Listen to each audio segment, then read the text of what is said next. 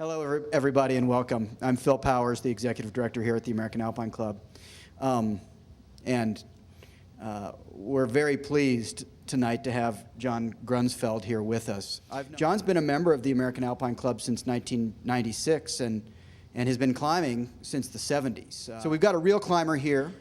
John, as you know, and why we're here, is that he took his hero, really, his hero's camera, expedition camera, up into space for, I won't say its last expedition, but its most recent expedition. John called up and said, you know, I'm going to space again. It might be my last trip. Brad Washburn was a real idol of mine.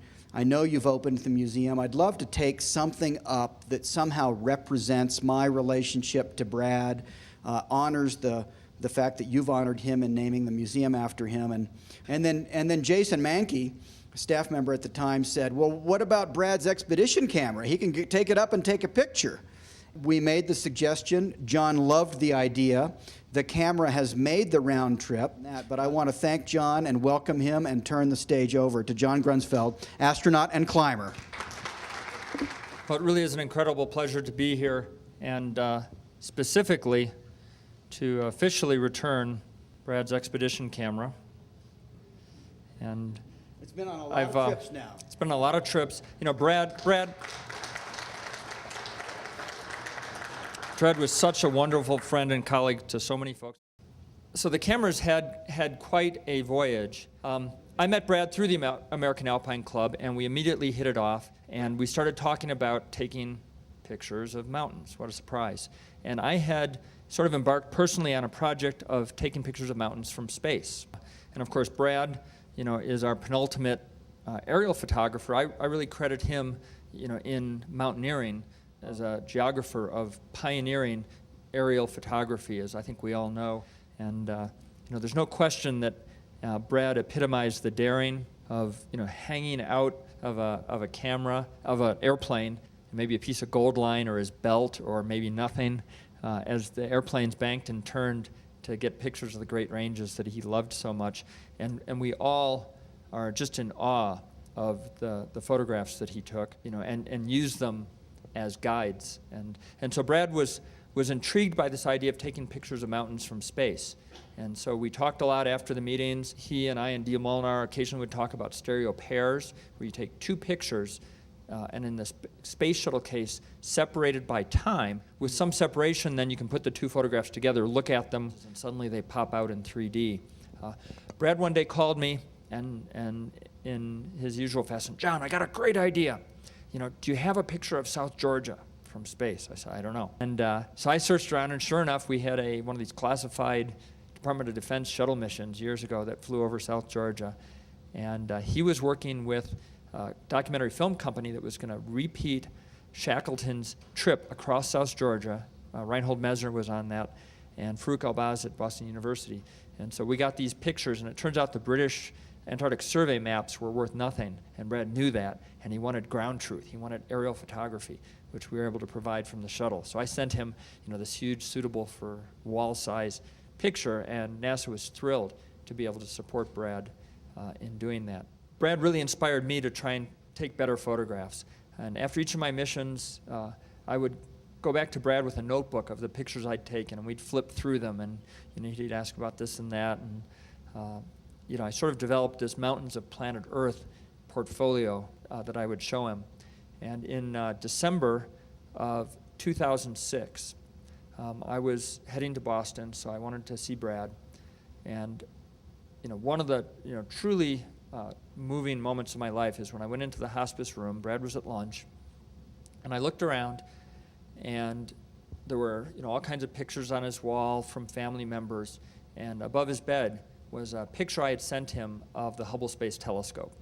And I just, you know, I was, you know, just totally moved. And then Brad comes in and says hello and says, John, I'm not sick, I'm just old.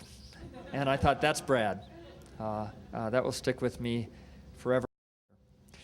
So I returned in 2004, but I took a whole series. I didn't take this picture, but this is what it looks like from the space shuttle.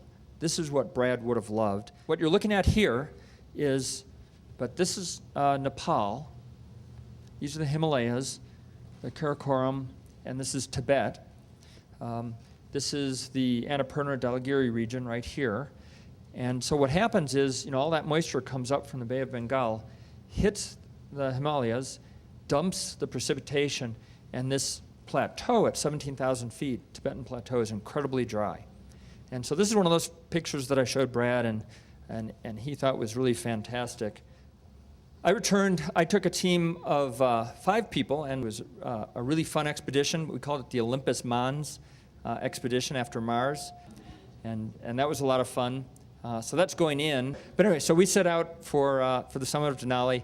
I really enjoyed not having high-def cameras and cranes and all the extra weight and overhead, and was able to summit with the team.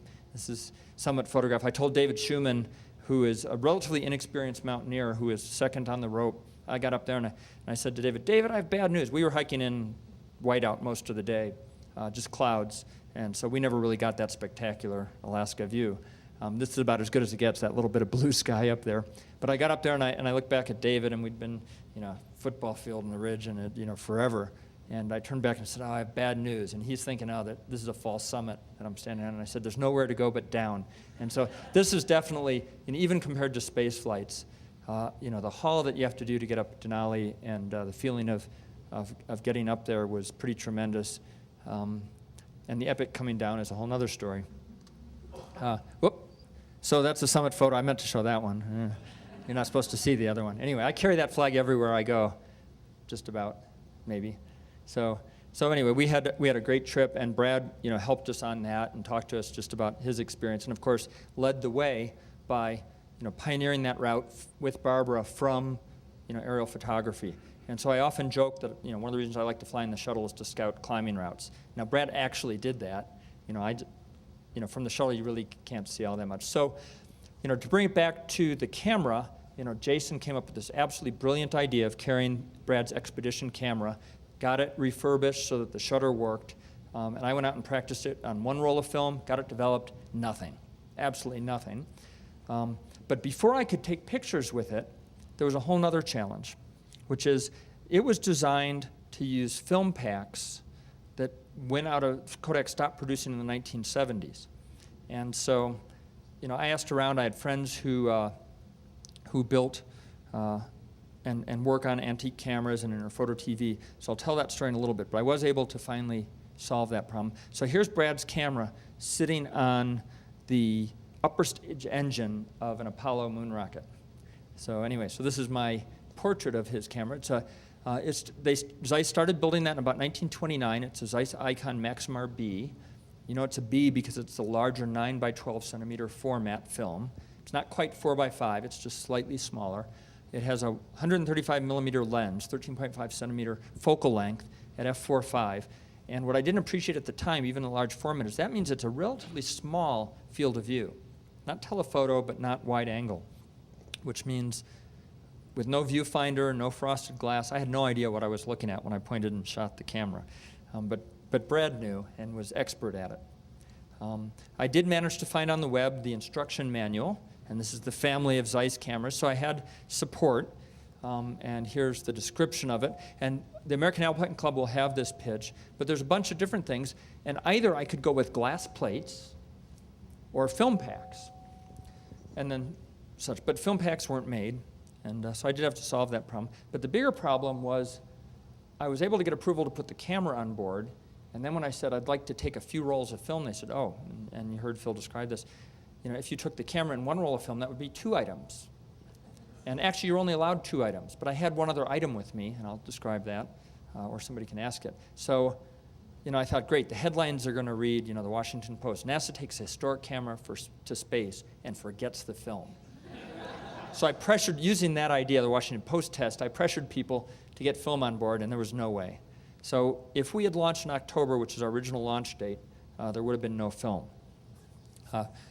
A failure on the Hubble Space Telescope in a computer, within 24 hours, NASA and the telescope folks said, okay, we got to stay on the ground, build a new computer, and we'll launch when it's ready, which we thought would be December, February. Turned out to be May of this year.